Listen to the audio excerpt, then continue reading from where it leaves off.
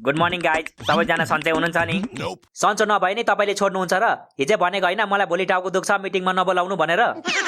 तपाईँ आज भोलि किन अल्छी हुनु भएको? सुपरभाइजर भएर अल्छी हुनु सुहाउँछ तपाईँलाई? किन सुहाउँदैन सर? म सुपरभाइजर पो हो त, सुपरम्यान हो र 24 घण्टा काम गर्नलाई?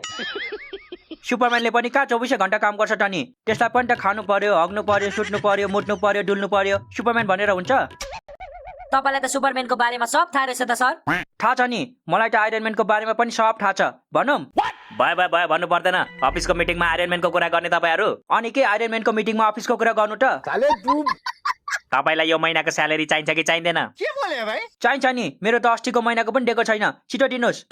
स्यालेरी चाहिन्छ भने मिटिङमा ध्यान दिनुहोस्, नत्र यो महिनाको पनि रोकिदिन्छु नि फेरि। मिटिङ मिटिङ मिटिङ कति गर्नु मिटिङ? मिटिङ गर्दा गर्दा मेरो बुढीले मलाई चिटिङ गरिसक्यो। मिटिङले गर्दा चिटिङ? इन्ट्रेस्टिङ, तर कसरी? तपाईँ अविवाहित मान्छे हो, तपाईँ बुझ्नुहुन्न। कसले भनेको म अविवाहित भनेर? सानोमा भाडाकुटी खेल्दा 3 चोटि बिहे भइसकेको छ मेरो। त्यस्तो कुरा गर्ने भए त सानोमा मेरो 5 चोटि बिहे भइसकेको छ। जाबो 5 चोटि मात्रै? मेरो त भाडाकुटी खेल्दा दिनै बिहे हुन्थ्यो। यार तपाईँहरू किन बच्चा जस्तो गर्नुभएको के? मलाई हल्कामा लिएको हो तपाईँहरूले? हैट, यत्रो मोटो मान्छेलाई कसरी हल्कामा लिनु हो? Accountant ma'am. हजुर सर। उहाँहरू सबैको स्यालेरीबाट 500 काट्दिनुहोस्। हुन्छ सर, तर केले काट्नु सर? कैँचीले कि चक्कुले?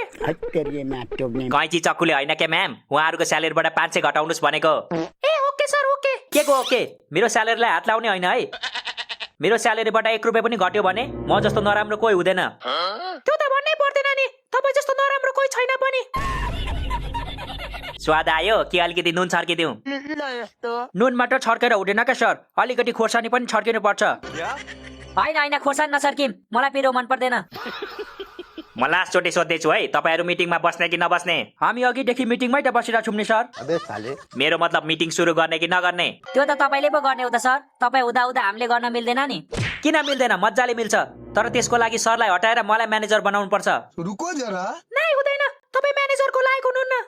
कसले भनेको लायक छुइनँ? यस्तो भैँसी जस्तो मान्छे चाहिँ लायक हुने, अनि म जस्तो फिट मान्छे चाहिँ लायक नहुने? म्यानेजर हुनलाई नलेज र एक्सपिरियन्स चाहिन्छ, फिट भएर हुँदैन, बुझ्नुभयो? तपाईँले मलाई के सोचेको म्याम? मलाई माइक्रोसफ्ट कम्पनीले अफर गर्दा पनि म नेपालमै के गर्छु भनेर बसेको मान्छे हो। चान्चु नै सम्झिनु भयो कि क्या हो? खोइ त, नेपालमा बसेर के गर्नुभयो त? के गर्नुभयो रे? देख्नु भएन यत्रो ठुलो कम्पनी चलाइरहेको छु? चलाउँछ तपाईँले, यो कम्पनी त म्यानेजर सरले चलाइरहनु भएको छ। यदि उहाँ नभएको भए यो कम्पनी पनि हुँदैन थियो। शाबास। कुरा चाहिँ सही गर्नुभयो म्याम तपाईँले, तर तपाईँको कुरा अधुरो भयो के? कसरी अधुरो भयो सर? तपाईँले भन्नुभयो म्यानेजर सर नभएको भए यो कम्पनी हुँदैन थियो। हो, म मान्छु, तर म्यानेजर सर नभएको भए यो ठाउँमा खानेकुराको अभाव पनि हुँदैन थियो नि त। त्यो चाहिँ खोइ भनेको तपाईँले? What do you mean? यो ठाउँको सबै खानेकुरा म्यानेजर सरले खानुहुन्छ भन्नु खोज्नु भएको तपाईँले? खानुहुन्छ होइन, खाइसक्नु भयो भन्न खोजेको मैले। हेर्दै जानुस्, यो ठाउँमा चाँडै भोकमरी फैलिन्छ अब।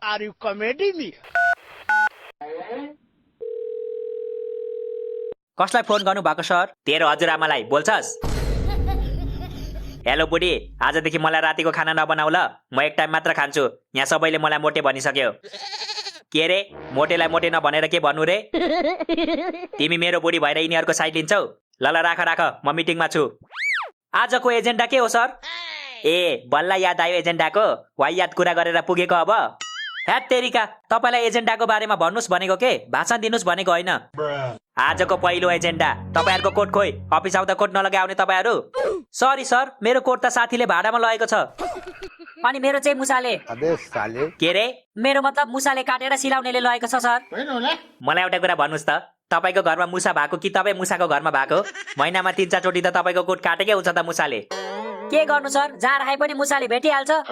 बक्सा छैन तपाईँको? बक्सामा राख्नुहोस्। बक्सामा बुढीको लुगा छ सर। नाटकै हो। त्यसो भए दराजमा राख्नुहोस् न त, दराज त होला नि घरमा। दराजमा पनि बुढीकै लुगा छ सर। म अरू कुरा जान्दिनँ, भोलिदेखि प्रपर ड्रेसमा आउनुपर्छ। कोट टाई प्यान्ट केही छुट्नु हुँदैन, बुझ्नुभयो? प्यान्ट त कसले छुटाउँछ हौ सर? प्यान्ट नलगाए आयो भने त कुरी भइहाल्छ नि। प्यान्ट नलाए पनि कटु त लगाएको हुन्छ नि, कटु लगाएपछि के को कुरी? ओ म्याडम, सबै केटाहरू एउटै हुँदैन, बुझ्नुभयो नि? कोही केटाहरू कट्टु नलगाए प्यान्ट लाउँछन्, जस्तो कि हाम्रो म्यानेजर सर। सर हेर्नु त तपाईँलाई के भनिरहेछ? भन्नुहोस्, जे भन्नु मन छ भन्नुहोस्। स्यालेरी दिने बेला बदलाइदिन्छु म सबसँग। मसँग पनि? तपाईँसँग त झन् डबल बदला लिन्छु सुपरभाइजर भएर कोट नलगाइ आउने अनि कोट खोइ भन्दा साथीलाई भाडामा दिएको छु भन्ने अफिसको कोट नि भाडामा दिन्छ कसैले सरी सर सरी म अहिले नै कोट माग्छु मेरो साथीलाई ओइ मेरो कोट फिर्ता दे लौ यो के भन्दै हुनुहुन्छ तपाईँ यही हो क्या सर मेरो साथी यसले नै मेरो कोट भाडामा मागेको थियो ओइ छिटो खोल मेरो कोट कौन है ये लोग? खोल्दिन मैले तँलाई पैसा दिएको छु सुरुमा मेरो पैसा फिर्ता गर अनि मात्र खोल्छु अहिले पैसा छैन मसँग भरे घर पुगेर दिन्छु मेरो कोट दे छिटो त्यस्तो भनेर कहाँ हुन्छ भाइ सुरुमा नोट त्यसपछि कोट हेर्नु त सर मेरो कोट नै फिर्ता गर्दैन यसले अनि पैसा दिएपछि कहाँ फिर्ता गर्छ त भरे पैसा दिनुहोस् अनि फिर्ता माग्नुहोस् के बोले? अनि तपाईँले चाहिँ उहाँको कोट किन भाडामा लिएको तपाईँको कोट चाहिँ के भयो मेरो कोट मेरो भाइले लगेको छ सर आज त्यसको इन्टरभ्यू छ अरे त्यसैले मेरो कोट लाएर गएको छ राम्रो धेरै राम्रो आज भाइलाई दिनुभयो भोलि दाजुलाई दिनुहोस् पर्सि बाबालाई दिनुहोस् अनि बिस्तारै बिस्तारै सारा गाउँलाई दिनुहोस् ल तपाईँको कोट हुन्छ सर तपाईँको कुरालाई नाइ कसरी भन्नु चुप लाग्नुहोस् भोलिदेखि कुरुक्क कोट लाएर आउनुहोस् भोलिदेखि जस्तै कोट लाएर आउँदैन त्यसलाई म फायर गरिदिन्छु फायर गरिदिन्छु कोट लाएन भन्दैमा आगो लगाइदिनु हुने फायर गरिदिन्छु मतलब जागिरबाट निकालिदिन्छु भन्नुभएको के ए त्यस्तो पो हो के गर्नु आफू त नेपाली मिडियम पढेको इङ्ग्लिससँग त दोस्ती नै छैन तँलाई अब रिग्रेट हुँदैछ होला आजको दोस्रो एजेन्डा रहेको छ बजेटको दुरुपयोग यो महिनाको रिपोर्ट अनुसार हाम्रो बजेटको 50% पेट्रोलमा खर्च भएको छ कसलाई चाहिँदैछ यति धेरै पेट्रोल म त दिनभरि कम्प्युटरको अगाडि बस्छु है मलाई त केही थाहा छैन कस्तो थाहा छैन हामी मध्ये सबभन्दा टाढो घर तपाईँकै छ आउँदा जाँदै 2-3 लिटर पेट्रोल खान्छ तपाईँको गाडीले थाहा छ कि छैन त्यसमा मेरो के दोष कसले यति टाढो अफिस बनाउनु लागेको थियो त एक्सक्युज मी जब खोज्दै तपाईँ आउनु भएको थियो तपाईँलाई कसले यति टाढो जब एप्लाई गर्नु भनेको थियो मैले त अनलाइन जब होला भनेर एप्लाई गरेको नि कम्पनीको नाम चाहिँ अनलाइन गरेँ काम भने सबै अफलाइन हुन्छ ठैट त्यसो भए रिजाइन गर्नुस् न त तपाईँलाई कसले फोर्स गरिरहेको छ र यहाँबाट रिजाइन गरे भने अर्को काम चाहिँ कसले दिन्छ तपाईँको बुढाले मेरो बुढाले किन दिन्छ तपाईँ आफै खोज्न सक्नुहुन्न अच्छा खोज्ने बित्तिकै काम भेटिन्छ नेपालमा कस्तो कुरा गरेको यो नेपाल हो म्याम यहाँ भगवान भेटिन्छ तर काम भेटिन्न बिल्कुल बिल्कुल त्यसैले भन्दैछु यदि कामको माया छ भने कम्पनीको रुल्स फलो गर्नुहोस् इमानदार हुनुहोस् क्लाइन्टको घर जाँदैछु भन्दै डुल्नु नजानुहोस् अनि तपाईँ एक्सेल सिट बनाउँदैछु भन्दै कम्प्युटरमा गेम नखेल्नुहोस् म त घरिघरि मात्र खेल्छु सर सुपरभाइजर सर त जतिखेर पनि मोबाइल लेजेन्ड खेल्दै बस्नुहुन्छ हो सर हो मैले पनि देखेको छु सुपरभाइजर सरलाई गेम खेल्दै गरेको काम नभएपछि गेम नखेलेर के गर्नु त तपाईँसँग जिस्केर बस्नु काम छैन भने मलाई भन्नुहोस् न म दिइहाल्छु नि काम थाहा छ मलाई तपाईँले कस्तो काम दिनुहुन्छ भनेर आफ्नो क्याबिनमा बोलाएर मलाई मालिस गर्दै भन्नुहुन्छ म तपाईँलाई मालिस गर्नलाई सुपरभाइजर बनेको हो अनि मालिस चाहिँ कुन पार्टको गराउनुहुन्छ नि कमर भन्दा माथिको कि कमर भन्दा तलको